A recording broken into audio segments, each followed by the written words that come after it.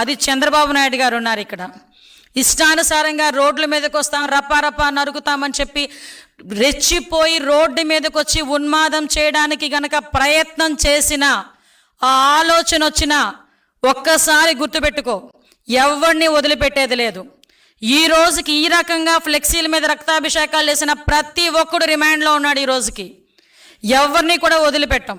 ప్రతి ఒక్కరిని ప్రజలకి ఎగ్జిబిట్ చేస్తాం.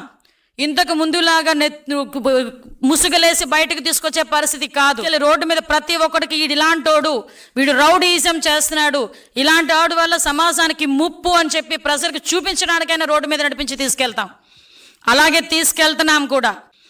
ఇష్టానుసారంగా చేసుకుంటాము, మాకు నచ్చినట్టు ప్రవర్తిస్తాము, ఎవడో అడ్డొస్తారో చూస్తామని మీరు అనుకుంటే రండి, మేము చూసుకుంటామని మేము కూడా సిద్ధంగానే ఉన్నాం. మా డిపార్ట్మెంట్ కూడా సిద్ధంగానే ఉంది.